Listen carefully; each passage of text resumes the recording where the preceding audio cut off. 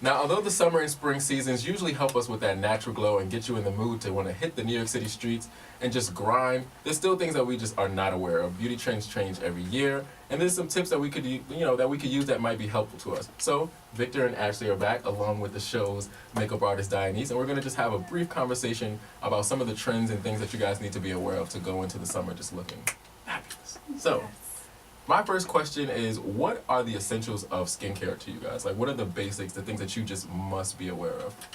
So I think one thing that we were talking about earlier, actually, toning. I feel like everyone is aware of cleansing their skin and moisturizing, but there's like, I feel toning is like essential to do before you moisturize because it'll help put in the product properly into the skin. But what is toning? And I want you to explain it because I know for someone like me, when I heard exfoliation and moisturization and all these things, I was like, what does that mean? Like 3-4 years ago me. So for people who are like literally just starting and trying to understand this, what is toning?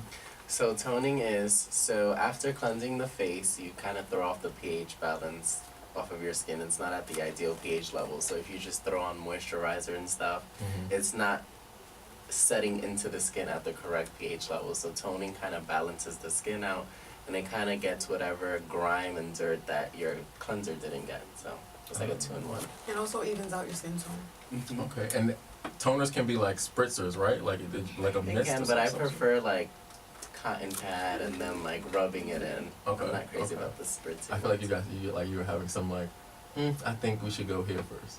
Like what are some essential like skincare things for you besides toning? I say microdermabrasion. Like Whoa. that's a Microdermabrasion. Yes, especially for makeup artists. I want to say about last spring, I was introduced to it by my friend. She's an esthetician, and she was like, "Ashley, you see that glow right there? I want it all over your face."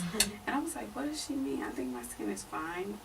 And once she did the microdermabrasion, it kind of smooths out your skin, and I was like, "Whoa! You don't realize how much grime and dead skin is on your skin from the time you were a child." You know what I mean? Wow. Because as adults, damn, it's on for that long? That's true. yes. Wow. Your skin sheds like every couple of months, like a snake sheds. And that layer of skin is just sitting on top. So when you put on your foundation, it's not working for you. It's not the foundation most of the time. It's probably just the dead skin that's on top. So it kind of penetrates like deeper into the skin and pulls off that extra layer. And what is that? Is it a scrub? Is it like, what does that actually look like in store? So it actually looks like I want to say like a long needle, but at the tip it's like a diamond crystals, like a diamond tip, and it's a circle. It's very small, and it feels like it's almost scraping your skin, which it is. And it scrapes that first layer of skin off of your face. It's really good. I don't know if you guys have heard of it. I use a cheaper method than I use Right, because I was just microneedling. about to say, like, microdermabrasion sounds like an expensive term. But microneedling is like the same thing, and it's like a little roly thing with little needles, and you roll it across your skin, and it does the same thing. And where can you get that? Like, where can people find like costs? Because I think another one of the things about upkeeping a certain lifestyle in skincare is also like the budgeting part, right? Like people don't have tons of money to just buy an exfoliator or microabrasion, like whatever. But the thing is, I'm sorry to cut you off. You buy $70 palettes and $40 foundation, and you don't invest in your skin. That kind of does it. That's true. Okay, Right. I don't know. You know. But how can we guide people to more cost-effective things where they can still accomplish the things that they need that actually are healthy for their skin without having to spend $300? Amazon is your best friend. Like that microneedling, it's like $5 for one on Amazon. Okay. But I think the thing that also people have to really learn is just to use safe methods.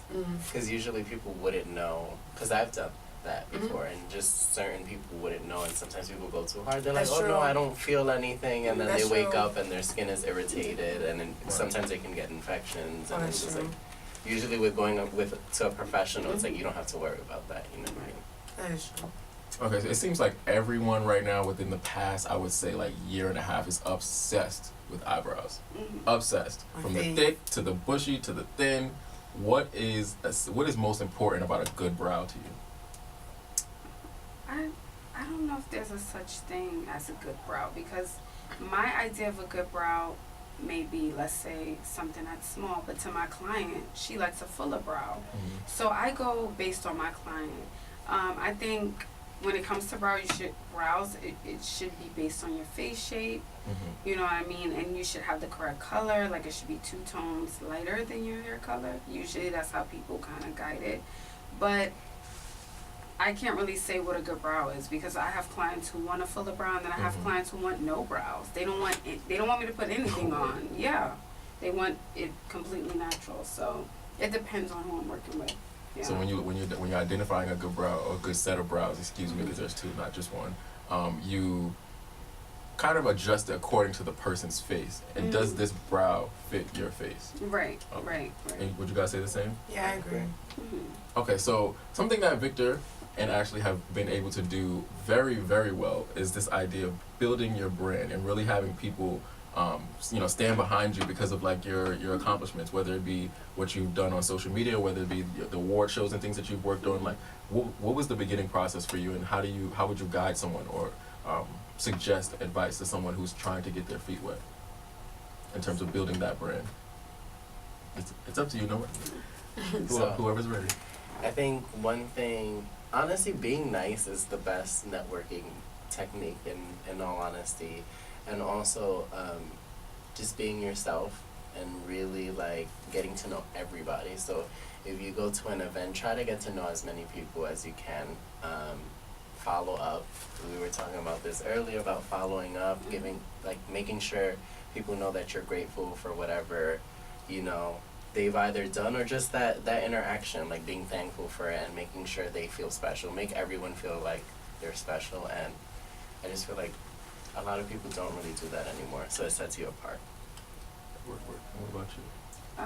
As far as like building a brand. Yeah, like what was important to you or useful to you, rather, that you wish someone would have said, actually, make sure you do this, or make sure you focus on this? I think it's definitely that. Yes, being grateful and showing gratitude to those who help you along the way. But 2, it's like I say all the time, there's so many great makeup artists out there, but that service part, like how are you showing up for your clients? How are you professional? Are you on time? Are you really taking in what they're saying and not doing your own thing? So if someone wants a fuller brow, I'm not going to give them a thin brow, what I like, so it's really listening to them and then kind of catering to them. So I think that's what kind of helped me, and being humble, that too, I work with a lot of different people and celebrities and award shows, but I know that any day it can be taken away from me. Right. So I walk into every situation like, wow, okay, this is new. I don't try to throw like my experiences or who I worked with out there, and just keeping my feet on the ground. Thank you guys so much for tuning in tonight to our special beauty-specific episode of the Interact Show. The conversation never, ever stops, so make sure you follow me at official Nasir Ellis, and make sure you follow also NewScope Interact. You'll be able to find tickets on the show, when our next tapings are, what's going on with the company and the brand, and all of those great things. So please, make sure you come back to Interact, and I'll see you guys next week.